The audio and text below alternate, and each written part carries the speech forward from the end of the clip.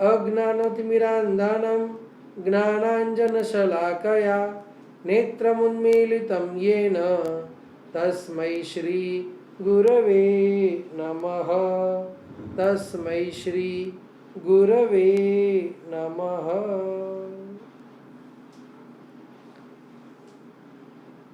अनंत उपकारी अरिहंत परमात्माए ભવ સમુદ્રથી પાર ઉતારવા માટેનો આખે આખો આ માર્ગ સ્થાપ્યો છે અને આ ભવ સમુદ્રમાં કોઈ ડૂબાડનાર છે તો એ ભવાભિનંદીપણું છે। આ ભવાભિનંદીપણું ખરેખર અનાદિકાળથી આપણને આ સંસારમાં રખડાવી રહ્યો છે।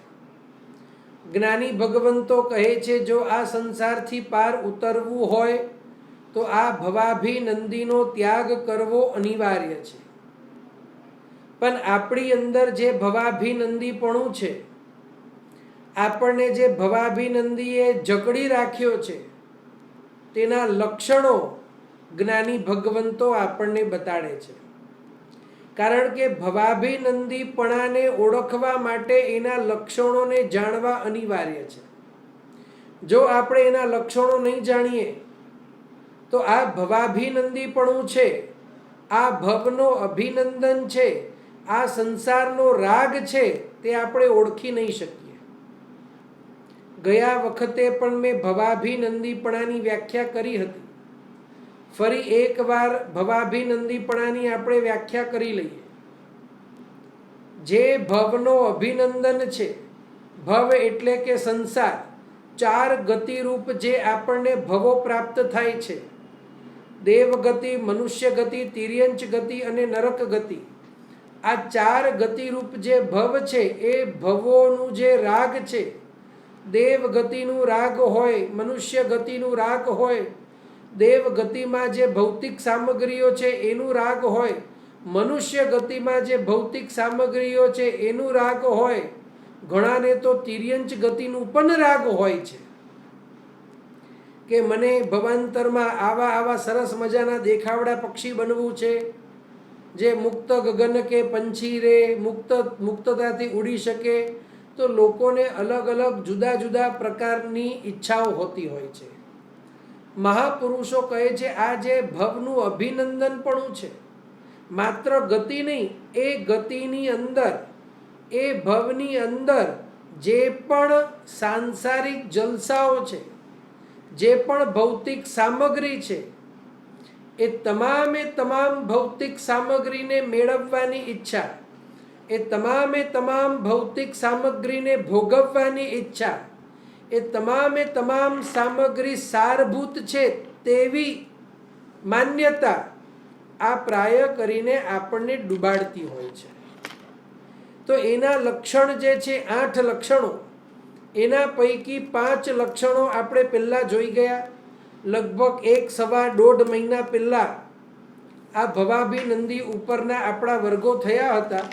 પછી લગભગ 1-1.25 મહિનાનો ગેપ આવી ગયો, એટલે ફરી એકવાર આપણે રિપીટ કરીએ। ભવાભિનંદીના 8 લક્ષણો પૈકી પ્રથમ લક્ષણ છે ક્ષુદ્રતા। ક્ષુદ્રતા એટલે કૃપણતા, તુચ્છતા। જે આપણા જીવનની અંદર કૃપણતા છે, આપણા જીવનની અંદર જે તુચ્છતા છે, અથવા તો આપણા જીવનની અંદર જે ઉદારતાનો અભાવ છે, એ ક્ષુદ્રતા દાખવે છે કે આપણને ભવનો અભિનંદન છે, આપણને સામગ્રી એકઠી કરવાનો રસ છે, આપણને સામગ્રી ભેગી કરવાનો રસ છે। તો સૌથી પ્રથમ લક્ષણ છે ક્ષુદ્રતા। ત્યાર પછી બીજું લક્ષણ છે લાભરતી। લાભરતી ઉપર આપણે પણ ગયા વખતે ઘણું જોયું હતું। સંસારની અંદર જે સંસારનો લાભ થાય, તે પછી અર્થલાભ હોય, તે પછી કામનો લાભ હોય, તે પછી કોઈક ભૌતિક સામગ્રીનો લાભ હોય, કોઈક ભૌતિક વસ્તુનો લાભ હોય, તો એની અંદર આપણને રતિ થાય કે વારે વાહ, આજે તો સરસ મજાનો મોકો મળી ગયો, મેં 5 લાખ રૂપિયા કમાવી લીધા। એટલે કે પૈસાનો લાભ થાય તો અંદર બહુ મજા આવે। ત્યાર પછી એવી કોઈક સામગ્રી જે આપણને ગમતી હોય એનો લાભ થાય તો આપણને મજા આવે. આપણને ફ્રેન્ડશિપ ડેના દિવસે કોઈક ફ્રેન્ડ સારામાં સારી ગિફ્ટ આપે તો અંદરથી બહુ મજા આવે, રાજી થઈ જઈએ કે મને કેટલું બધું મળી ગયું, મને ઘણું બધું મળ્યું, મને મજા આવે છે, આ મને જોઈતું હતું. આવા જે બધા ભાવો છે મહાપુરુષો કહે છે આ લાભરતી છે, આ ભવાભિનંદીપણાનું લક્ષણ છે.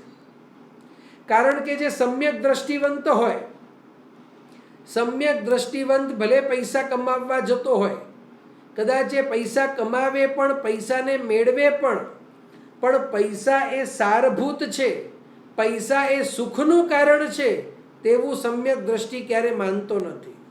સમ્યક દ્રષ્ટિને તો રતિ છે ને એ ગુણ પ્રાપ્તિમાં એને રતિ થાય છે.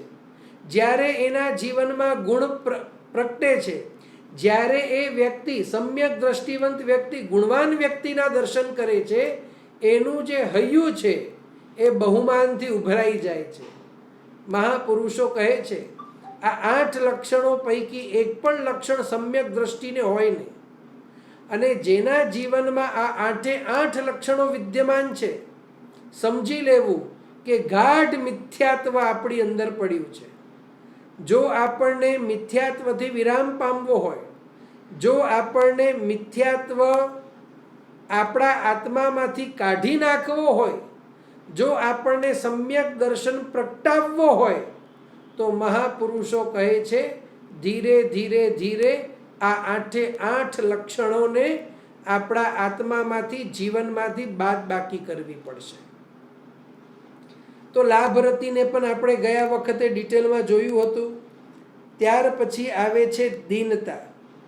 દીનતા એટલે પોતાનું હંમેશા અકલ્યાણ જોવું, પોતાને ગરીબ સમજવું, મને તો કાંઈ મળતું જ નથી, હું તો પાછળ રહી ગયો, અને જેટલું મળે હંમેશા એને ઓછું જ લાગે.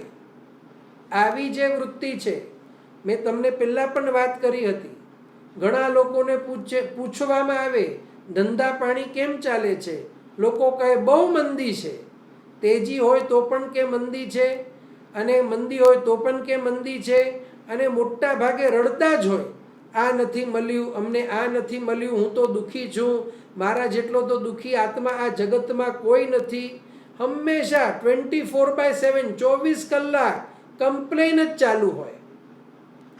મહાપુરુષો કહે છે સંસારના દુઃખના સ્વરૂપો તો હજુ આપણે જોયા પણ નથી આ ભવની અંદર.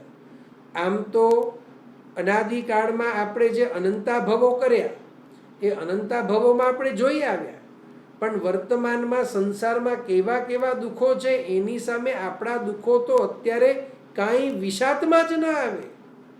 જ્ઞાનીઓના નજરમાં તો આપણે દુઃખી જ નથી ભૌતિક દ્રષ્ટિએ. જ્ઞાનીઓ તો કહે છે આટલી સગવડતા કોને મળે? ધારો ત્યારે ખાવા પીવાનું મળે છે, રાત્રે ઊંઘી શકીએ, રાત્રે આપણને કોઈને એવો ડર નથી કે રાત્રે જંગલી જનાવર આવીને આપણે ઉપાડી જશે, આવો ડર નથી. આપણે રાત્રે અત્યારે તો એવો પણ ડર નથી કે અચાનક વરસાદ આવશે ને હું ભીંજાઈ જઈશ, આવોય ડર નથી. અત્યારે આપણને એવોય ડર નથી કે આવતીકાલે ખાવા માટે ઘરમાં કાંઈ નથી, હવે પાછું કાલે કમાવીશ. આવા લગભગ આવી પરિસ્થિતિ વર્તમાનમાં આપણી નથી. છતાંય આપણે રડતા હોઈએ કે મારી પાસે આ ઓછું છે. જે પણ પુણ્ય પ્રતાપે આપણને મળે હંમેશા આપણને ઓછું લાગે. મહાપુરુષો કહે છે વ્યક્તિને મળેલી સંપત્તિ કે વ્યક્તિને મળેલું મળેલી જે સામગ્રી છે જેને હંમેશા ઓછી લાગે તે વ્યક્તિ નિયમાધીન જ હોય. એ વાસ્તવમાં દીન નથી હોતો. એ વ્યક્તિ પોતાના વિચારના કારણે દીન હોય છે, એ વ્યક્તિ પોતાના સ્વભાવના કારણે દીન હોય છે. તેવી વાત મહાપુરુષો અહીંયા આપણી પાસે કરે છે. ત્યાર પછી આવે છે ચોથું કારણ માત્સર્ય. માત્સર્ય એટલે કે ઈર્ષા કહી શકો છો. બીજાનું કલ્યાણ થતું હોય, બીજા આગળ નીકળતા હોય, બીજા પાસે સારા કપડાં હોય, બીજા પાસે સારા દાગીના હોય તો આપણા પેટમાં બળતરા થાય, આપણને ઈર્ષ્યા થાય. બીજો કોઈક વ્યક્તિ વધારે તપ કરી શકતો હોય, બીજો કોઈક વ્યક્તિ વધારે જ્ઞાનની સાધના કરી શકતો હોય, બીજો કોઈક વ્યક્તિ વધારે બળવાન હોય, બીજો કોઈક વ્યક્તિ વધારે રૂપવાન હોય, બીજો કોઈક વ્યક્તિ વધારે બુદ્ધિશાળી હોય, તો આ બધાથી આપણને ઈર્ષ્યા થાય. એ આગળ નીકળે તો આપણને પાલવે નહીં. મહાપુરુષો કહે છે સમ્યક દ્રષ્ટિ જીવને આવો ઈર્ષ્યાનો ભાવ હોતો નથી. જો આપણી અંદર આવો ઈર્ષ્યાનો ભાવ છે તો સમજી લેવું સમ્યક દર્શન બહુ દૂર છે હજી. અને સમ્યક દર્શનને પ્રગટાવવો હોય તો આ ચોથું જે છે માત્સર્ય, એને પણ આપણા જીવનમાંથી આપણે જ્યાં સુધી નાબૂદ નહીં કરીએ ત્યાં સુધી સમ્યક દર્શનની પ્રાપ્તિ આપણને થવાની નથી. ત્યાર પછી પાંચમું કારણ છે ભય. આમ તો 7 પ્રકારના ભય શાસ્ત્રકાર ભગવંતો જણાવે છે. આ જીવિકાનો ભય હોય, આ લોકનો ભય હોય, પરલોકનો ભય હોય, મૃત્યુનો ભય હોય. મહાપુરુષો કહે છે આપણી અંદર ભય કેટલો. મારો ધંધો બેસી જશે એનો ભય, બાજુમાં જે દુકાન ખુલ્યું છે એ મારા કરતાં વધારે વેપાર કરશે એનો ભય, આગળની મારી જિંદગી કેવી રીતે ચાલશે એનો ભય. કારણ કે યુવાન વયમાં કોઈ ગંભીરતા આવી નહીં. ઘણા પ્રસંગો એવા છે, યુવાનીમાં બસ ખાઈ પીને જલસા કરો ને રમત કરો, એને તો એમ જ લાગે કે આ જ મજા છે. માતા પિતા ઘણી વખત કોઈ યુવાનને એમ કે બેટા થોડોક સિરિયસ થા, તો એના મગજમાં એ બેસે જ નહીં. અને મોટો થાય ને પછી એને ભય લાગે હવે મારું શું થશે. મહાપુરુષો કહે છે ભય નથી કરવાનું. પણ મહાપુરુષો એવું નથી કહેતા કે પ્લાનિંગ પણ નથી કરવાની. ઘણા લોકો હોય લાખ રૂપિયા મહિનાના કમાવે અને લાખ રૂપિયા ઉડાવી દે, લાખ રૂપિયા મહિનાના કમાવે અને લાખ રૂપિયા ઉડાવી દે, અને પછી કે લોકડાઉન જેવી સ્થિતિમાં હવે અમારી પાસે પૈસા ખાવા માટે પણ પૈસા નથી. તો આવો વારો આવવાનો જ છે. મહાપુરુષો કહે છે બાહ્ય પરિબળો ઉપર નીચે થવાના છે. અને હું પહેલાં જ કહી દઉં છું, કોઈ એમ માને કે બિંદાસ પૈસા ઉડાવો, આપણા નસીબમાં હશે એ આપણાથી કોઈ જૂટવી નથી શકવાનો. તો આવું નથી. આની માટે 8 કરણોની આપણે વાત કરી હતી. 8 કરણોમાંથી આપણને સ્પષ્ટ સમજણ પડે છે કે આપણો પુરુષાર્થ ઊંધો હોય તો પુણ્ય પરવારી જાય, આપણો પુરુષાર્થ જો સીધો હોય ને તો પુણ્ય પણ આપણને સાથ આપે તેમ છે. અને માટે જૈન દર્શન એવું બિલકુલ નથી કહેતું કે તમે ખપ્પે એટલા રૂપિયા વાપરો, પુણ્યમાં લખેલું હશે તો ક્યારે પણ ભૂખે સૂવાનો વારો નહીં આવે. અને કેટલા પણ રૂપિયા હશે, જો નસીબમાં ભૂખ્યા સૂવાનું હશે તો ભૂખ્યા સૂવું જ પડશે. આવું એકાંત કર્મવાદ જૈન શાસનને માન્ય નથી. જૈન શાસનની અંદર અનેકાંતવાદ છે. 5 કારણોની પણ આપણે પહેલાં વાત કરી હતી. ભવિતવ્યતા, ત્યાર પછી સ્વભાવ, કાળ, કર્મ અને પુરુષાર્થ. કોઈ પણ ઘટના ઘટે એની અંદર આ 5 કારણો આ ભાગ ભજવતા હોય છે. એટલે હું કહું માત્ર કર્મ કારણ છે તો ભગવાન કહે છે ના, પુરુષાર્થ પણ પોતાનું કારણ ભજવે છે. માટે આપણે ક્યારે પણ કર્મને જ કારણ માનીએ તો તે પણ જૈન દર્શનને એકાંતે માન્ય નથી. તો મહાપુરુષો કહે છે જે સમ્યક દ્રષ્ટિવંત જીવ હોય એને દેવ, ગુરુ અને ધર્મ ત્રણેય ઉપર એટલી બધી શ્રદ્ધા હોય કે એને ભયનો કોઈ પ્રશ્ન રહેતો નથી. અને કદાચ કોઈક એવા સંજોગો ઊભા થાય તો જ્ઞાની ભગવંતો કહે છે તે કર્મની દશા જાણે કે પૂર્વ ભવની અંદર કરેલા કોઈક મારા કર્મો આ અત્યારે ઉદયમાં આવ્યા છે અને બહુ શાતાપૂર્વક એ કર્મોને તે ભોગવી લે છે, પણ હાય હોય બિલકુલ ના કરે. અને મહાપુરુષો જ્ઞાની ભગવંતો તો ત્યાં સુધી કહે છે જો સાચા અર્થમાં તે દેવ, ગુરુ અને ધર્મની આરાધના કરે, સાચા અર્થમાં જો તે દેવ, ગુરુ અને ધર્મની આરાધના કરે તો ધર્મ એનું રક્ષણ અવશ્ય કરે છે.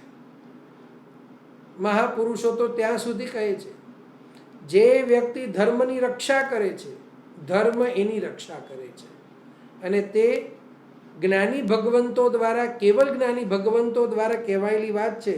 માટે આપણે એને ઉડાડી શકીએ તેમ નથી. આ 5 કારણો આપણે પહેલાં જોઈ ગયા. છઠ્ઠું કારણ આવે છે શઠતા. છઠ્ઠું કારણ છે શઠતા. શઠતા એટલે બીજાને ઠગવું. મહાપુરુષો કહે છે સમ્યક દ્રષ્ટિવંત જીવ ક્યારે પણ બીજાને ઠગતો નથી. સમ્યક દ્રષ્ટિવંત જીવ ક્યારે પણ અપ્રશસ્ત માયા કરે નહીં. સમ્યક દ્રષ્ટિવંત જીવ ક્યારે પણ બીજાને નુકસાન થાય, પોતાનું કે બીજાનું અકલ્યાણ થાય એવી રીતે ક્યારે પણ શઠતા અથવા તો બીજાને ઠગે નહીં.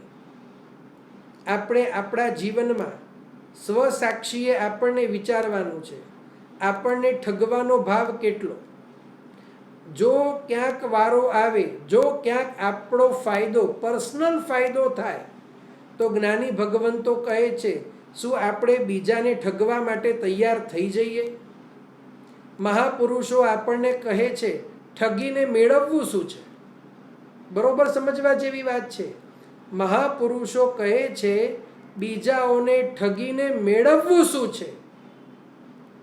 કેટલાક કરોડપતિઓનો જન્મ થયો, કેટલાક કરોડપતિઓ કરોડો રૂપિયા કમાયા, પણ અંત સમયે જ્યારે મૃત્યુ આવ્યું, આ જગતમાંથી એક પણ એવો કરોડપતિ કે અરબપતિ વ્યક્તિ એવો નથી કે જે એની સાથે 5 કરોડ 5 લાખ 5,000 છોડો 50 રૂપિયા કે 5 રૂપિયા નહીં પણ 5 પૈસા પણ એમની સાથે નથી લઈ ગયા. જ્ઞાની ભગવંતો કહે છે આ જગતની અંદર કોઈ જીવમાં તાકાત નથી કે આ ભવમાંથી બીજા ભવમાં, આ ભવમાં કમાવેલું અર્થ લઈ જાય. પણ મહાપુરુષો કહે છે આ ભવમાં કમાવેલું પુણ્ય, આ ભવમાં પ્રાપ્ત કરેલા ગુણો, આ ભવમાં આરાધેલો ધર્મ અવશ્ય બીજા ભવમાં લઈ જઈ શકાય. પણ જે વસ્તુ પૂતગલની બનેલી છે, જે વસ્તુ પૂતગલ એટમ્સ એન્ડ મોલિક્યુલ્સની જડ વસ્તુ છે, સોનું છે, ચાંદી છે, દાગીના છે, ઝવેરાત છે, સ્ત્રી છે, પતિ છે, દીકરાઓ છે, છોકરાઓ છે, પરિવાર છે, આમાંથી કોઈ પણ વ્યક્તિને બીજા ભવમાં લઈ નથી જઈ શકાતું. જો બીજા ભવમાં લઈ જવું હોય તો તે વસ્તુ પૂતગલની બનાવેલી ના હોવી જોઈએ. તે છે ધર્મના સંસ્કારો, તે છે ગુણો અને તે છે પુણ્ય પ્રકૃતિ. હા, તે વસ્તુ બીજા ભવમાં લઈ જઈ શકાય. અહીંયા ભલે પુણ્ય પણ પૂતગલનું જ બનેલું છે, પણ અહીંયા જે વાત છે જે બાહ્ય સામગ્રી જે છે, કર્મ પૂતગલ કારમણ વર્ગણાઓને છોડીને જે અન્ય વસ્તુઓ છે, અન્ય વસ્તુ આપણે એક પણ જોડે આપણી સાથે નથી લઈ જઈ શકતા. માટે જ મહાપુરુષો કહે છે હે જીવ વિવેકવંતો બન. તું શા માટે બીજાને ઠગે છે? બીજાને ઠગીને તારે પ્રાપ્ત શું કરવું છે? બીજાને ઠગીને શું તને પૈસા મેળવવા છે? બીજાને ઠગીને શું તને મોટું બનવું છે? બીજાને ઠગીને શું તને માન કમાવવું છે? તો મહાપુરુષો કહે છે બધું અહીંયાનું અહીંયા ધર્યું રહી જશે. અને સાથે ચાલશે એટલા બધા પાપ કર્મો કે બીજા ભવમાં આપણા બાર વગાડી દે તેમ છે. બીજા ભવની અંદર નવનીજા પાણી ઉતારી નાખે, આપણા ડુચ્ચા નીકળી જાય તેવું છે. જ્ઞાની ભગવંતો કહે છે સમ્યક દ્રષ્ટિવંત જે જીવ હોય એની દ્રષ્ટિ બહુ ક્લિયર હોય. એ સમજી શકે છે કે આ ભવમાં શઠતા કે બીજાને કે અન્યને ઠગીને હું કાંઈ વિશેષ પ્રાપ્ત કરી શકું તેમ નથી. પણ જો હું બીજાને ઠગું છું તો ભવાંતરમાં કર્મ સત્તા મારા બાર વગાડી દેશે, એમાં બે મત નથી.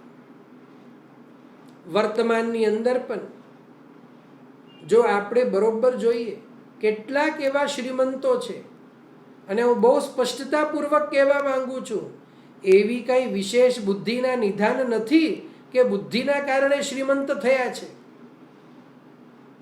આવા તો હિન્દુસ્તાનની અંદર કેટલા દાખલાઓ છે કે બુદ્ધિ અલ્પ હોય પણ પદ મોટું હોય. બુદ્ધિ અલ્પ હોય છતાંય એમની સત્તા એટલી મોટી હોય કે કેટલાક રાજ્યના મુખ્ય પ્રધાનો ઉપર તેઓ સત્તા જમાવી બેસે છે.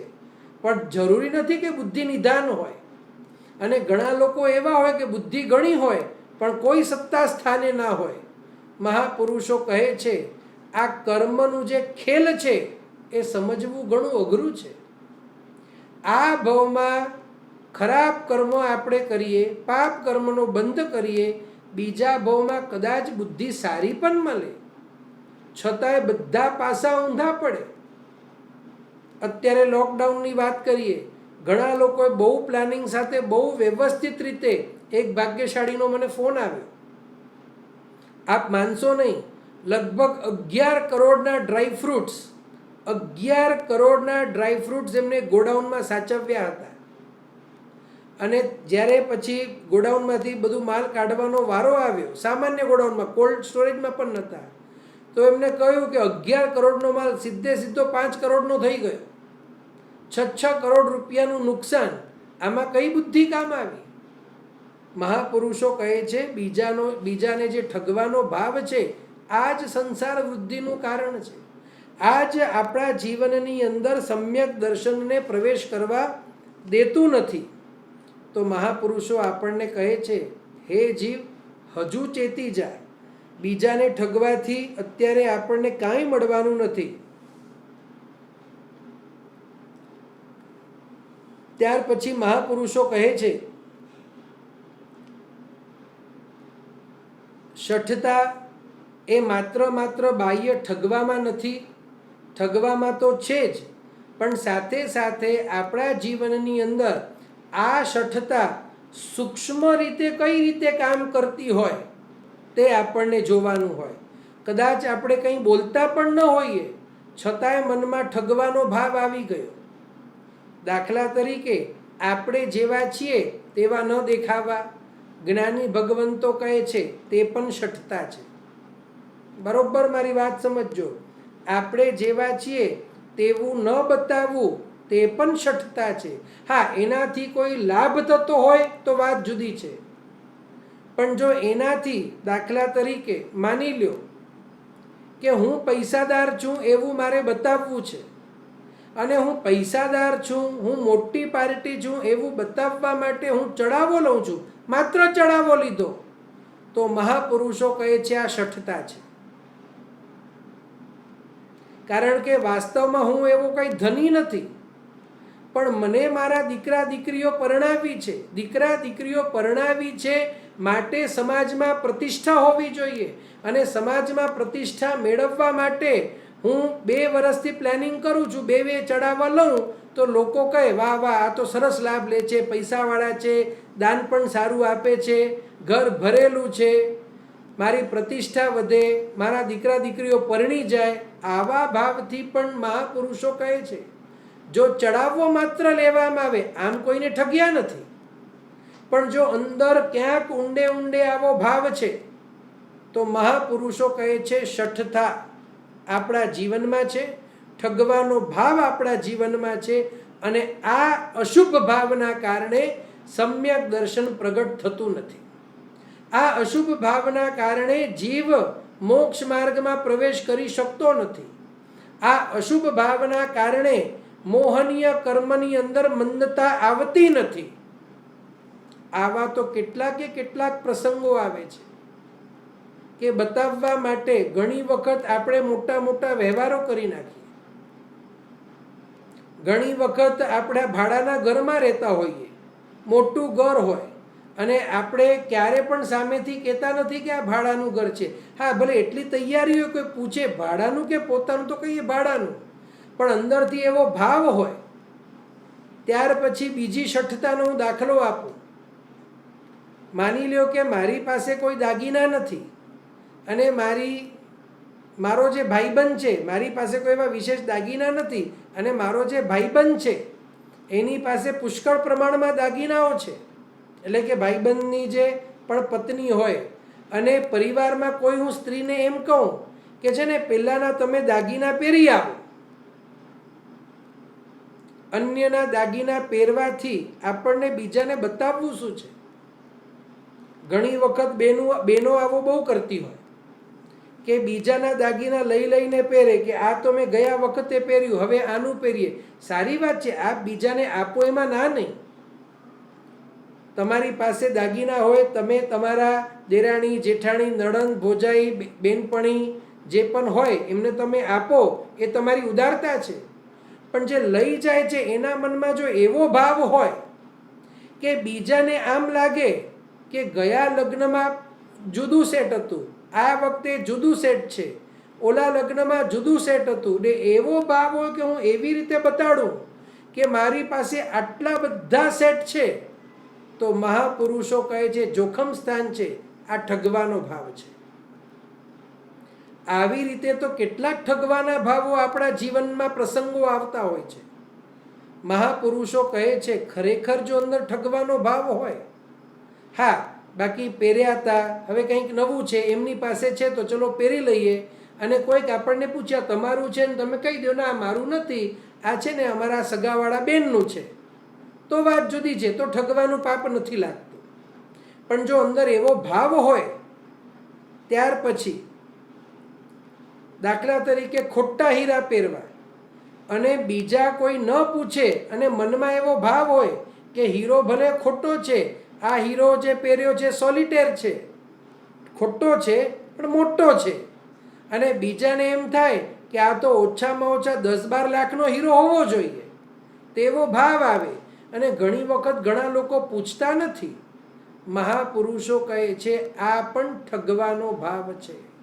જે મારી પાસે નથી તેવું મને બીજા લોકો ઓળખે, આ સ્પષ્ટપણે ઠગવાનો ભાવ છે, તેવી વાત મહાપુરુષો આપણને કરે છે. ત્યાર પછી 7મું લક્ષણ છે અજ્ઞાનતા અથવા તો અજ્ઞતા. અજ્ઞતા, એને આપ અજ્ઞતા પણ કહી શકો છો, જ્ઞાની ભગવંતો એને અજ્ઞાનતા પણ કહે છે. સામાન્યથી મહાપુરુષો આપણને કહે છે મોટા ભાગના જીવો સંસાર રસિક હોય છે, અને સંસાર રસિક હોવાના કારણે ગાઢ મિથ્યાત્વ એમના જીવનની અંદર હોવાના કારણે એમની મતિ જે છે એ કુંઠિત થયેલી હોય છે. અને જે કાર્ય જે કારણથી કરવાનું ભગવાને કહ્યું છે, તે કાર્ય તે કારણથી તે જીવ પ્રાય કરીને કદી કરતો નથી. જે કાર્ય ભગવાને જે કારણથી કરવા માટે કહ્યું છે, તે કાર્ય તે કારણથી, તે ઉદ્દેશથી, તે લક્ષ્યથી તે જીવ કદી કરતો નથી, કારણ કે એના જીવનની અંદર અજ્ઞાનતા છે. પણ આ અજ્ઞાનતા અને અજ્ઞતામાં હજી પાતળી રેખા છે. અજ્ઞાનતા તો સમજી શકાય, ખબર નથી, પણ અજ્ઞાનતાનું મૂળ કારણ છે અજ્ઞતા. અજ્ઞતા એટલે મૂઢતા, જાણવાની ઈચ્છા જ નથી. કેટલાક ભાગ્યશાળીઓ એવા હશે જે પર્યુષણ મહાપર્વની અંદર ચડાવાઓ લેવા માટે ઉત્સાહથી આગળ આવશે, ધર્મ ક્રિયાઓ કરવા માટે ઉત્સાહથી આગળ આવશે, પણ ક્યારે પણ પરમાત્માની વાણી સાંભળવા કે સમજવા આગળ નહીં આવે. જ્ઞાની ભગવંતો કહે છે પરમાત્માની વાણીને સમજ્યા વિના, પરમાત્માની વાણી કે પરમાત્માનો ધર્મ જે છે એ પરમાત્માના ધર્મને ઓળખવ્યા વિના કે ઓળખ્યા વિના ધર્મ ક્રિયા કે ધર્મ ક્ષેત્રમાં આપેલું દાન ક્યારે પણ ફળીભૂત થતું નથી. પણ ક્યાંક ને ક્યાંક વ્યક્તિ મૂંઝાયો છે, ક્યાંક ને ક્યાંક કશાયો એ વ્યક્તિને પકડી લે છે.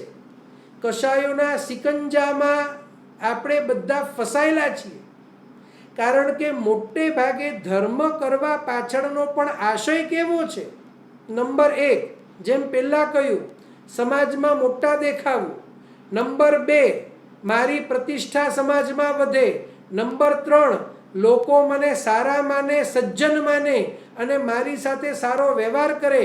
નંબર 4, જો મારી પ્રતિષ્ઠા સજ્જન તરીકે થશે તો લોકો મારી સાથે રોટી બેટીનો વ્યવહાર કરશે અને સાથે સાથે વ્યાપારનો પણ વ્યવહાર કરશે.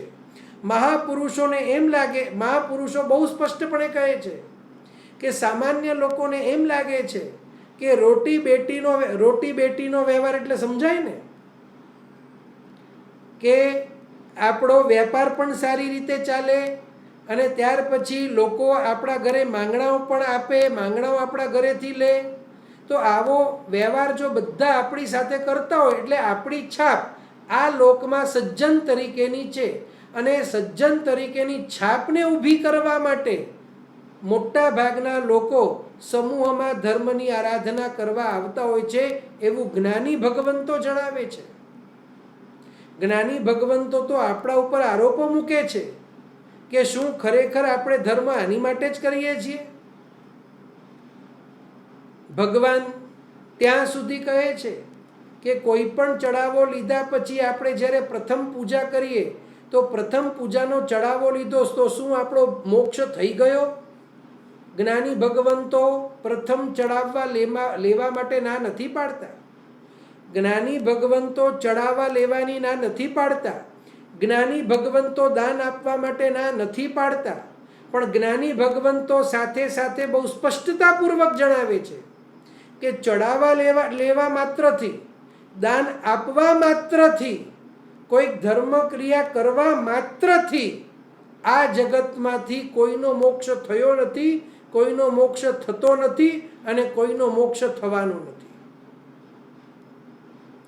મહાપુરુષો તો એટલી સ્પષ્ટતા કરે છે કે દાન જે વ્યક્તિ આપે છે એ દાન કયા ભાવથી આપવો, દાન આપતી વખતે પરિણામની શુદ્ધિ કેવી હોવી જોઈએ, દાન આપતી વખતે ભાવો કેવા હોવા જોઈએ, દાન આપતી વખતે આશય કેવું હોવું જોઈએ, દાન આપવાથી પામવાનું શું છે.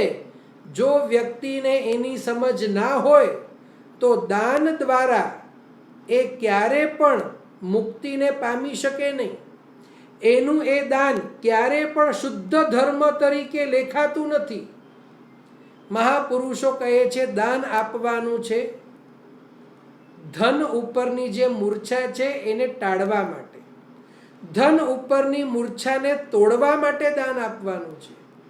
દાન આપવાનું છે ઔચિત્ય માટે, દાન આપવાનું છે પ્રભાવના માટે, દાન આપવાનું છે સત્યને જીવંત રાખવા માટે, દાન આપવાનું છે બીજાનું કલ્યાણ થાય એના માટે, દાન આપવાનું છે બીજાના હૃદયમાં ધર્મનું પરિવર્તન થાય એના માટે, દાન આપવાનું છે સ્વ કલ્યાણ માટે, દાન આપવાનું છે સ્વ અને પરના મોક્ષ માટે. જ્ઞાની ભગવંતો આપણને પૂછે છે તમારા દાનથી આ કેવી રીતે થશે એ આપ સિદ્ધ કરી બતાડો. જો આપણે સિદ્ધ કરી નથી શકતા તો મહાપુરુષો કહે છે આપણું દાન એળે ગયું. અને જો દાન આપવામાં માન કશાય જો આપણને વળગી જાય, જો દાન આપવામાં અન્ય કશાયો વળગી જાય, જો દાન આપવામાં શઠતા આવી જાય, બીજાને ઠગવાનો ભાવ આવી જાય તો મહાપુરુષો કહે છે આ દાન સંસાર વર્ધક થશે, આ દાન દુર્ગતિમાં લઈ જશે. મહાપુરુષો એમ નથી કહેતા ખાલી આવીને ચડાવવા લઈ જાઓ બહુ લાભ મળી જશે. મહાપુરુષો તો ત્યાં સુધી કહે છે અજ્ઞાનતાથી જે વ્યક્તિ ચડાવો લે અને એ વ્યક્તિને બીજા અન્ય લોકો જો એમ કહે કે બહુ સરસ લાભ લીધો, આપે તો પુણ્યાનુબંધી પુણ્ય બાંધી લીધો, તો એ આવા વચનો જો જે લોકો કહે છે ને એમને પણ કહે છે કે આ વચનો તમે અવિવેકથી બોલો છો. આ વચનો સૂચવે છે કે ગાઢ મિથ્યાત્વ આપની અંદર ભરેલો છે. આપ વિચાર તો કરો, મહાપુરુષોએ કેટલી શક્તિથી આપણને આ વાત કરી છે કે અજ્ઞાન વ્યક્તિ અગર કોઈ ચડાવો લે છે, કોઈ એવો ધર્મનો ભાવ દેખાતો નથી, કોઈ એવા સમ્યક દર્શનના લક્ષણો દેખાતા નથી, મોક્ષ માર્ગના લક્ષણો એના જીવનમાં ક્યાંય દેખાતા નથી, અને છતાંય એ દાન આપે છે તો એના દાનના વખાણ કરવાની પણ ભગવાને ના પાડી છે. કારણ કે જો એના દાનના હું વખાણ કરું, જે જીવ મોક્ષ માર્ગમાં પણ નથી એના દાનના જો વખાણ કરવામાં આવે તો જ્ઞાની ભગવંતો કહે છે મૂઢતાવશ દાન આપવામાં સાર છે એવું આપે એને કહ્યું. કારણ કે ખોટું આચરણ છે અને ખોટા આચરણની અનુમોદના પણ કરવાની ભગવાનની ચોખ્ખી મનાઈ છે. આ વાતો અનેક ગ્રંથોની અંદર મહાપુરુષોએ કહ્યું છે. મહાપુરુષો સ્પષ્ટતાપૂર્વક કહે છે કે આ જે અજ્ઞતા છે, ગાઢ મિથ્યાત્વના કારણે જે મૂઢતા છે, આ મૂઢતા જ આપણને મુક્તિના સુખ ચખાડવા નથી દેતી. આવી જ રીતે આપણે કેટલીક ધર્મ ક્રિયાઓ કરતા હોઈએ. મહાપુરુષો કહે છે બધી જ ધર્મ ક્રિયા પાછળનું જે મહત્વ છે, એ પાછળનો જે ઉદ્દેશ છે એને સ્પષ્ટ કરવું અનિવાર્ય છે. ઘણા લોકો આપણે જોયા એવા કે ભગવાનના કોઈ પણ આજ્ઞામાં રસ ન હોય પણ ભગવાનની ભક્તિ બહુ ગમે. ભગવાનની ભક્તિનો વારો આવે તો આખે આખા ઉપાશ્રય ભરાઈ જાય. મહાપુરુષો આપણને પ્રશ્ન પૂછે છે, ખરા અર્થમાં ભગવાનની ભક્તિ ગમે છે કે જે સંગીતના સુરો છે તે કાનને ગમે છે? એ નક્કી પેલા કરજો. માત્ર સંગીતના સુરો કાનને ગમતા હોય, માત્ર સંગીતના સુરો જો કાનને ગમતા હોય તો મહાપુરુષો કહે છે દુર્ગતિ પાક્કી છે. અને જે વ્યક્તિને ખરા અર્થમાં પરમાત્માની ભક્તિ કરવી છે, જે વ્યક્તિને ખરા અર્થમાં પરમાત્માની ભાવના કરવી છે, પહેલા તો પ્રશ્ન થાય ખરા અર્થમાં પરમાત્માની ભક્તિ કરી કોણ શકે? જ્ઞાની ભગવંતો કહે છે જેમના હૃદયમાં પરમાત્મા પ્રત્યે બહુમાન હોય. પણ આપણો બહુમાન કેવો છે? વારસાગતમાં આપણને વડીલો કહે છે આપણા ભગવાન છે માટે બહુમાન રાખો. માટે બહુમાન છે કે ભગવાને જે સાધ્યું તે અતુલ્ય છે માટે પરમાત્મા ઉપર બહુમાન છે. ભગવાન ગુણ નિધાન છે માટે પરમાત્મા ઉપર બહુમાન છે. પ્રભુ વિતરાગ છે માટે પરમાત્મા ઉપર બહુમાન છે. પ્રભુ સર્વજ્ઞ છે માટે પરમાત્મા ઉપર આપણને બહુમાન છે. પ્રભુને કોઈ પણ કશાય નડતો નથી, પ્રભુ કશાયથી રહિત છે માટે બહુમાન છે. એનો અર્થ એ થયો કે પરમાત્માના ગુણો મને ગમે છે.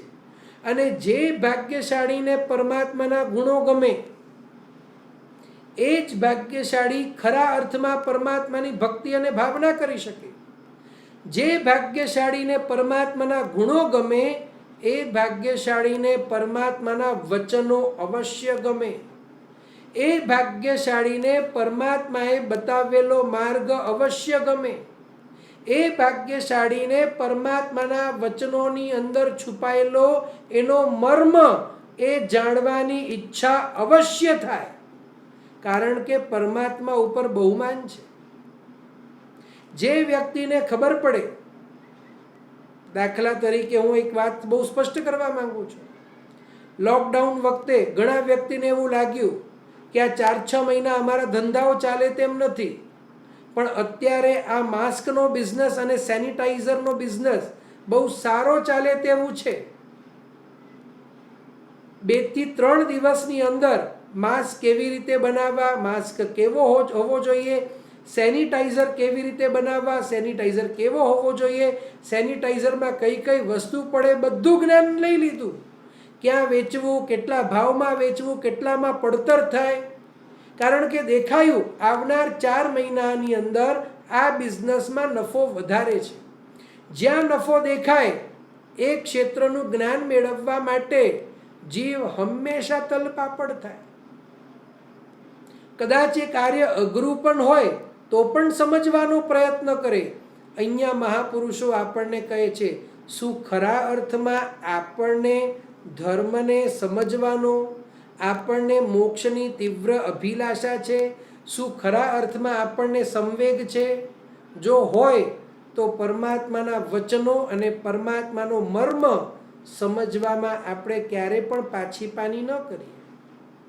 અને જો પરમાત્માનો આપણે ધર્મ કે મર્મ કે આજ્ઞા કે વચનો સમજવામાં આપણે જો પ્રમાદ કરીએ છીએ, જો સમજવામાં આપણને એવી તીવ્ર ઈચ્છા નથી અને માત્ર આપણે પરમાત્માની ભાવના અને ભક્તિમાં બેસીને તાળીઓ વગાડવામાં જ રસ છે, તો જ્ઞાની ભગવંતો કહે છે મિચ્છામિ દુક્કડમ, આપ તરી શકો તેવી શક્યતા દેખાતી નથી.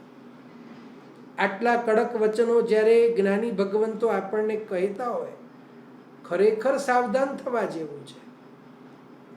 કારણ કે આ પાંચે પાંચ ઇન્દ્રિયોના વિષયો જો આપણને મળે અને આપણે રાજીના રેડ થઈ જઈએ તો આ તારક બને કે મારક બને તે આપણને અત્યારે વિચારવાની ખાસ જરૂર છે. એવી જ રીતે પરમાત્માની ભક્તિથી પૂજા કરવાનું ન ગમે, પણ જો પરમાત્માની આંગી સારી હોય તો દર્શન કરવાનું ગમે. આપણા જાતને આપણને પૂછવાનું છે, પરમાત્માની આંગી વધારે સારી છે કે પરમાત્મા વધારે સારા છે? પરમાત્માની આંગીના દર્શન કરવા જાઓ એમાં ના નથી, પણ પરમાત્માની વિશેષ આંગી છે માટે હું દર્શન કરવા જાઉં છું, કારણ કે આંગીમાં મને રસ બહુ છે. તો મહાપુરુષો કહે છે આંગીનો રસ તારી નહીં શકે. હા, આંગી એ બાળજીવો માટે છે. આપણે કરીએ, આંગી અવશ્ય કરવી જોઈએ, આંગી કરવાનો નિષેધ નથી કરતો. આંગી કરવા દ્વારા બાળ જીવો હોય, જેમનું જ્ઞાન સામાન્ય હોય, તે આવે, દર્શન કરે, જોડાય અને આગળ વધતા જ્ઞાન લઈને આગળ વધે. પણ આખા જીવનમાં મારો રસ માત્ર આંગીનો જ છે, તો માત્ર આંગીનો રસ આપણને તારી શકે તેવું ભગવાન કહેતા નથી. જ્યાં સુધી પરમાત્માએ સાધેલા ગુણો આપણને મેળવવા જેવા ન લાગે, આપણને આપણી અંદર પ્રગટાવવા જેવા ન લાગે, જ્ઞાની ભગવંતો કહે છે અજ્ઞતા આપણી અંદર ભરી ભરીને છે, અજ્ઞાનતા આપણી અંદર ભરી ભરીને છે. કોઈ પણ આપણને એમ કહી જાય અહીંયા પૈસા લખાવો, લાભ બહુ છે, અને આપણે આંખ બંધ કરીને લખાવી દઈએ. કોઈ કહીએ અહીંયા લાભ લ્યો, અહીંયા લાભ લ્યો. જ્ઞાની ભગવંતો કહે છે અજ્ઞતામાંથી બહાર આવો, મૂઢતામાંથી બહાર આવો. લાભ ક્યાં છે અને કઈ રીતે છે પેલા એને સમજો. આગળ જતા મહાપુરુષો કહે છે લાભ એટલે શું? જૈન દર્શનની અંદર લાભ શબ્દનો અર્થ શું છે? લાભ મળ્યું એટલે શું?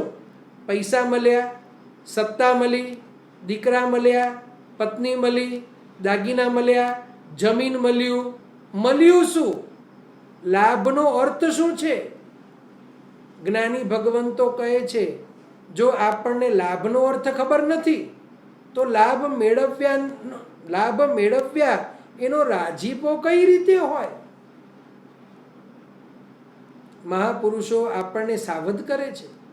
જ્ઞાની ભગવંતો આપણે કહે છે સાવધાન,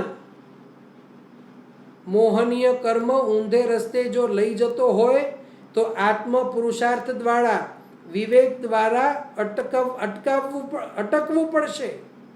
નહીંતર મોહનીય કર્મનું તો કાર્ય છે, ઊંધે રસ્તે લઈ જશે અને આપણે ખેંચાઈ જશું. અને આ તો ફરીવાર કહું, મહાપુરુષો વારીને કહે છે અનાદિકાળમાં આવું બધું કર્યું, અનાદિકાળમાં આવું બધું કર્યું, અનાદિકાળમાં જો કંઈ નથી કર્યું તો તે છે શુદ્ધ ધર્મની પ્રાપ્તિ. આ ભવમાં શુદ્ધ ધર્મની પ્રાપ્તિ કરવી અનિવાર્ય છે. શુદ્ધ ધર્મની પ્રાપ્તિ કઈ રીતે કરવી એની વાત પંચસૂત્રના પ્રથમ અધ્યાયની અંદર જે આપણા વર્ગો હતા વિશાલભાઈના, તે વિશાલભાઈએ એના ઉપર સવિસ્તાર વિવેચન આપ્યું છે. શુદ્ધ ધર્મની પ્રાપ્તિ જ્યાં સુધી નહીં થાય આ 8 લક્ષણો ભાગવાના નથી. અને 8 લક્ષણોને બગાડવા માટે જો આપણે કટિબદ્ધ થશું તો જ્ઞાની ભગવંતો કહે છે અવશ્ય આજે નહીં તો કાલે શુદ્ધ ધર્મની પ્રાપ્તિ તો અવશ્ય થશે. ત્યાર પછી 8મું કારણ અને છેલ્લું કારણ છે નિષ્ફલારંભી. નિષ્ફલારંભી એટલે કે નિષ્ફળતા પ્રાપ્ત થાય તેવું આરંભ આપણે કરતા હોઈએ છીએ. અજ્ઞતાના કારણે, મિથ્યાત્વના કારણે. મહાપુરુષો કહે છે આપણને સુખ સંસારમાં દેખાય છે. જ્ઞાની ભગવંતો કહે છે અજ્ઞાનતાના કારણે, મૂઢતાના કારણે આપણને સુખ જે છે તે સંસારમાં દેખાય છે, અને સુખ સંસારમાં દેખાય છે એનો અર્થ એ થયો કે જ્યાં વાસ્તવમાં સુખ નથી ત્યાં સુખ દેખાય છે, અને જ્યાં વાસ્તવમાં સુખ છે ત્યાં સુખ દેખાતો નથી. મહાપુરુષો પંચસૂત્રની અંદર પૂજ્ય ચિરંતનાજી આચાર્ય બહુ સ્પષ્ટપણે કહ્યું છે, સંસાર સુખ રૂવે, સંસાર દુઃખ રૂવે, સંસાર દુઃખ ફલે, અને સંસાર દુઃખાણુ બંધે. સંસાર દુઃખ રૂવે, સંસાર દુઃખ ફલે, સંસાર દુઃખાણુ બંધે. સંસારનું સ્વરૂપ કેવું છે? દુઃખમય છે. સંસારનું ફલ કેવું છે? દુઃખમય છે. સંસારનું અનુબંધ એટલે કે પરંપરા કેવી છે? તો કે દુઃખમય છે. હવે જે સંસાર દુઃખમય હોય એ સંસારની અંદર જે વ્યક્તિ સુખને શોધે, જ્ઞાની ભગવંતો કહે છે એને સાચો સુખ મળે ક્યાંથી? પણ અજ્ઞાનતાના કારણે, મૂઢતાના કારણે એ જીવ સુખને મેળવવાના પ્રયાસ કરતો જાય, પણ વાસ્તવમાં ક્યારે પણ એને સુખની પ્રાપ્તિ થતી નથી. હા, કદાચ અમુક ટાઈમ માટે, અમુક સમય માટે એમ લાગે કે હું સુખી છું. મહાપુરુષો કહે છે તે પણ ભ્રમ છે. જે પરમ સુખની વાત, જે અધ્યાત્મ સુખની વાત જ્ઞાની ભગવંતો આપણી પાસે કરે છે, એના તણખલા જેટલું પણ સુખ સંસારમાં નથી, તેવી વાત છાતી ઠોકીને જ્ઞાની ભગવંતો આપણી સામે કરે છે. જ્ઞાની ભગવંતો કહે છે મૂઢ વ્યક્તિ હોય એ સંસારમાં તો નિષ્ફલારંભી હોય જ, એ ધર્મ માર્ગમાં પણ નિષ્ફલારંભી હોય. અહીંયા પ્રશ્ન થાય, સંસારની અંદર તો જે વ્યક્તિ પૈસા કમાવે તે સફળ કહેવાય, તે નિષ્ફળ કઈ રીતે કહેવાય? જ્ઞાની ભગવંતો કહે છે પૈસા કમાવવા એ અલ્ટિમેટ ગોલ કોઈનું પણ નથી હોતું. બરોબર સમજજો, પૈસા કમાવવા તે અલ્ટિમેટ ગોલ કોઈનું નથી હોતું. એ પૈસાથી હકીકતમાં લોકોને માન જોઈએ છે, અને માનમાં સુખ દેખાય છે. એટલે અલ્ટિમેટ ગોલ તો જ્ઞાની ભગવંતો બહુ સ્પષ્ટતાપૂર્વક કહે છે સુખને મેળવવાનું છે. જો પૈસાદાર વ્યક્તિઓને આ જગતમાંથી માન મળતું બંધ થઈ જાય ને, 50% લોકો પૈસા પાછળ ભાગતા બંધ થઈ જશે. એટલે સૌથી પહેલા તો પૈસાથી માન મળે છે. બીજું, પૈસાથી સામગ્રી મળે છે, અને રસ પૈસામાં નથી, પૈસાથી પ્રાપ્ત થતી સામગ્રીમાં છે. અને હકીકત જોવા જઈએ તો સામગ્રીમાં પણ નથી, સામગ્રી જે અનુકૂળતા આપે છે ને એમાં રસ છે. પૈસામાં રસ છે જો એમ કહેવામાં આવે, અને માની લ્યો આવતીકાલથી વડાપ્રધાન એમ કહી દે કે પૈસાથી સોનું, દાગીનું, ઘર, ગાડી, માન, પ્રતિષ્ઠા કંઈ પણ મેળવી નહીં શકાય, તો લોકો પૈસાની પાછળ નહીં દોડે. જેમ કે 6 નવેમ્બર 2016ના દિવસે, 8 નવેમ્બર 2016ના દિવસે વડાપ્રધાને કહ્યું 500,000 નોટની બંધ હતા, તો એ પૈસા જ હતા. પણ એ પૈસા પાછળ દોડવાનું બંધ થયું. શા માટે બંધ થયું? કારણ કે આ પૈસા ન તો હવે દાગીના ખરીદવા માટે સક્ષમ છે, ના તો ઘર, ગાડી, લાડી, વાડી કાંઈ પણ આનાથી મેળવી શકાય તેમ નથી તેનાથી માન મેળવી શકાય. અત્યારે જૂની 500 અને 1000ની નોટ લઈને વ્યક્તિ કોઈની પાસે જાય કોઈક ડીલ કરવા, એ વ્યક્તિ ઊભો પણ ન રાખે. અને જ્ઞાની ભગવંતો કહે છે માન મેળવવું છે, સામગ્રી પાસેથી જે અનુકૂળતા મેળવવી છે, આ બધું શા માટે? તો કે અંતે સુખ માટે. પણ મહાપુરુષો આપણને ફરીવાર પ્રશ્ન પૂછે છે, માનથી સુખ વધુ મળે છે કે પીડા વધુ મળે છે? 24 કલાકમાં માન કદાચ 24 મિનિટ મળે, 24 કલાકમાં માન કદાચ 24 મિનિટ મળે,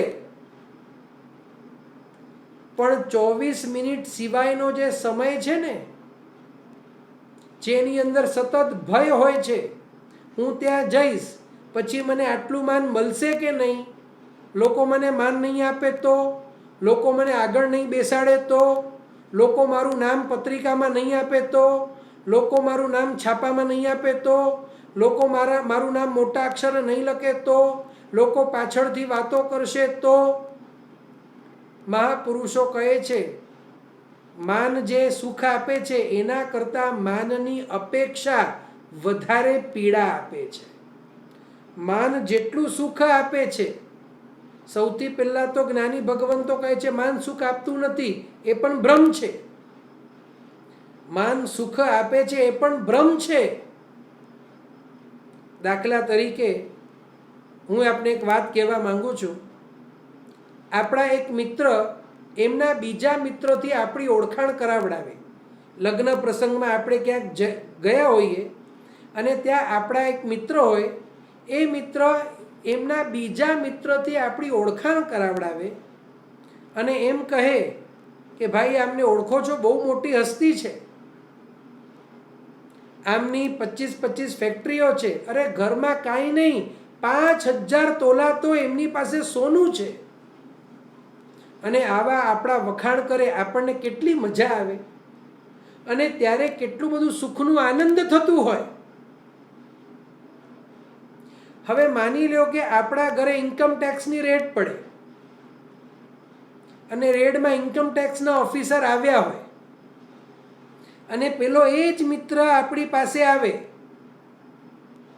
અને આપણે રિટર્ન ફાઇલિંગમાં માત્ર 100 તોલું સોનું બતાવ્યું હોય અને ઇન્કમ ટેક્સ ઓફિસરે ઘરમાંથી ગોતી 500 તોલા બહાર કાઢ્યા હોય અને પેલો મિત્ર આવીને ઓફિસરને કે સાહેબ આ અમારો મિત્ર બહુ મોટી હસ્તી છે, આપને ખબર નથી એની પાસે તો 5000 તોલા સોનું છે. લગ્ન પ્રસંગમાં આ જ વાક્ય મિત્ર બોલતો હતો ત્યારે સુખનો અનુભવ થતો હતો. ઇન્કમ ટેક્સ ઓફિસર પાસે આ જ વાક્ય મિત્ર બોલે છે, ભયંકર ગુસ્સો આવે છે, એક ગાલના નીચે એને લાફો આપું અક્કલ માઠાને, એટલો દ્વેષ અને દુઃખ થાય છે. મહાપુરુષો કહે છે વચનમાં સુખ છે કે સંપત્તિમાં સુખ છે, વિચાર કરો.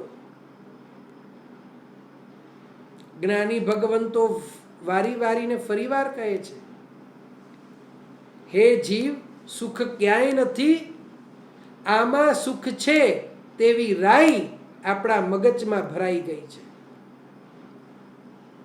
સંપત્તિમાં સુખ છે, પુત્ર પરિવારમાં સુખ છે તેવી રાઈ આપણા મગજમાં ભરાઈ ગઈ છે, કારણ કે આખી દુનિયા તેમાં સુખ જોવે છે અને એમાં દુનિયા સુખ જોવે છે માટે હું એમ માનું છું કે આમાં સુખ છે, બાકી સુખનો અનુભવ બિલકુલ નથી.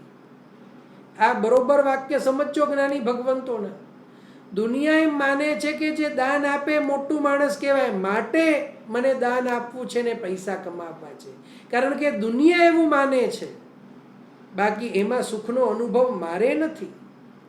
માટે જ મહાપુરુષો કહે છે જે અજ્ઞાન જીવ છે, જે મૂઢ જીવ છે, એ આખો જીવન મહેનત કરે, આખો જીવન એ શારીરિક કષ્ટ વેઠે સુખી થવા માટે, પણ એ નિષ્ફળ થતો હોય છે.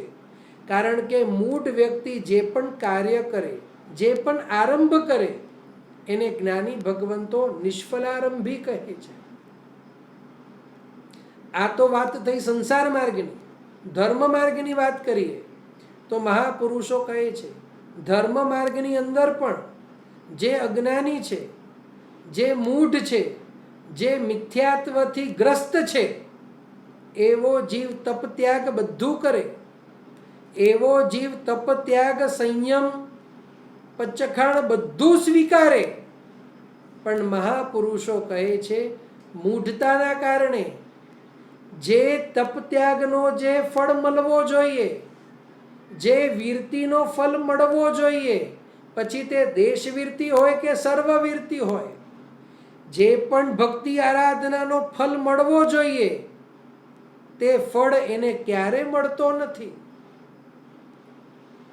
મહાપુરુષો કહે છે આરાધનાનું ફળ, ધર્મનું ફળ મોક્ષ છે, તપત્યાગનું ફળ મોક્ષ છે.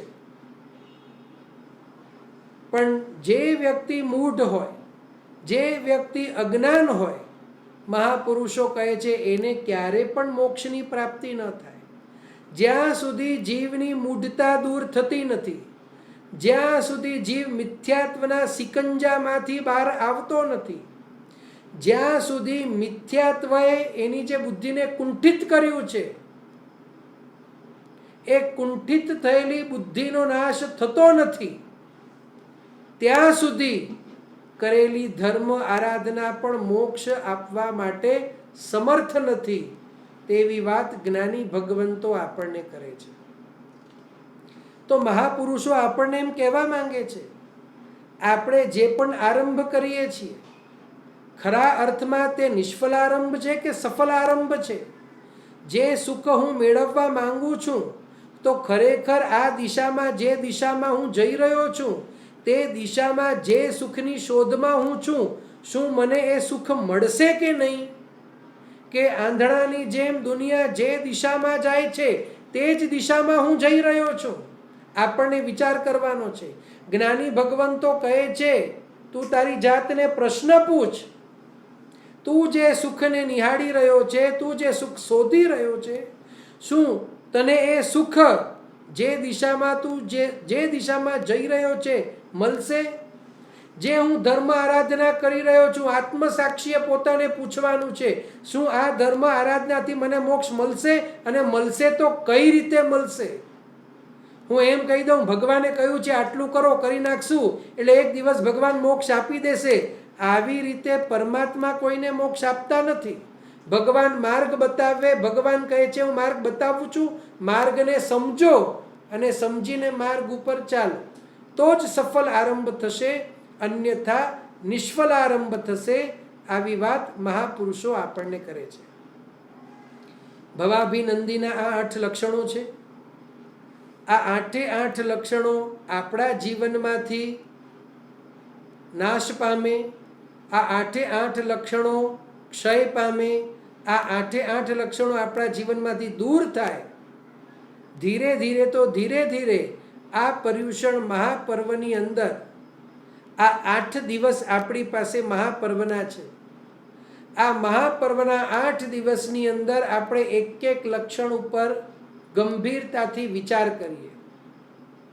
ક્ષુદ્રતાથી કરીને નિષ્ફલારંભી સુધીના બધા જ લક્ષણો ઉપર એક દિવસ ઉપર વિચાર કરીએ અને આ લક્ષણોનો જોર મારા જીવનમાંથી કઈ રીતે ઓછો થાય, આ લક્ષણો મારા આત્મામાંથી કઈ રીતે બહાર નીકળે, એનું ચિંતન મનન કરી અને ઉપાય શોધવાનો પ્રયત્ન કરીએ, એ દિશામાં પુરુષાર્થ કરીએ તો ખરા અર્થમાં આ વર્ષનો પર્યુષણ મહાપર્વ આપણો ફળીભૂત થશે.